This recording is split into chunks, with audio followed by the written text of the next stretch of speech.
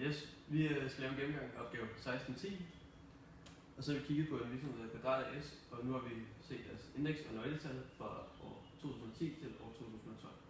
Og det vi lægger mest mærke til er, at overskudsgraden er faldet fra 9 til 7, eller med en retning på 1,5 procentpoint, som svarer til en styrke på 17,3%. Overskudsgraden finder vi ved at sige resultat af primær drift gange 100 delt med nettoomsætning. Og her ser vi også udviklingen i nettoomsætning og resultat af primær drift. Så vi ser en stigende nettoomsætning, mens resultatet af primær drift ikke stiger nær så meget. En anden forklaring på faldet i overskudsgraden er, at nettoomsætningen er steget med 37%, og hvis der er omsætninger eller omkostninger er steget med mere, eller sådan cirka 40 eller 44%, har det en negativ indflydelse på OB, mens der kun er få faktorer, som indeks for personaleomkostninger og indeks for afskrivning, som påvirker OB positivt. Og de samlede omkostninger har også haft en negativ indflydelse, da de er steget procentvis mere end nettoomsætningen. Det andet vi kigger på i forhold til ligesom er udviklingen af deres soliditetsgrad og likviditetsgrad, som vi kan se her. Og de har haft to forskellige udviklinger. Soliditetsgraden har opnået en positiv udvikling med en retning på 1 procentpoint og en styrke på 2,96%. Mens likviditetsgraden har oplevet et fald på 18,6 procentpoint, hvilket svarer til en styrke på 14,9%.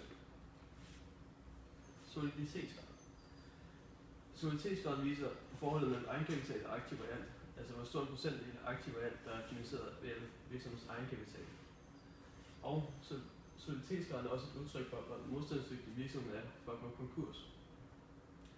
Hvis virksomheden klarer det rigtig godt, vil den ligge mellem 30 og 40%. Så her ses, at virksomheden har et yderst tilfredsstillende resultat, der ligger mellem 30 og 40% i år 12, og den har ligget konstant mellem 30 og 40%.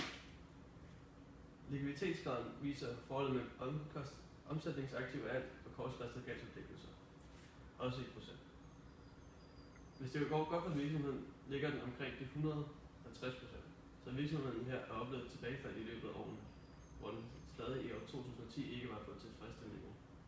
Hvis den har en likviditetsgrad på omkring 150%, er der større chance for, at det kan låne penge i banken, og derfor få for det. Det skal vi gøre. En årsag til den udvikling, Kvadrat AS har haft, kunne være, at der har været historisk høje priser på råvarer, specielt uld, som de bruger til deres produkter. Dog har de haft en stigende omsætning i krisen. Det kunne være fordi, at kunderne finder deres produkter gode kvalitet, og derfor finder tryghed i dem og vil at købe dem. En af de udfordringer, de har haft, er at servicere kunderne i Asien, mest kunderne i Kina, tilstrækkeligt hurtigt. En anden udfordring, de har haft, er, at de har svært at vende ud til deres kunder, og det er et problem, når 95% af deres salg skal til globale kunder.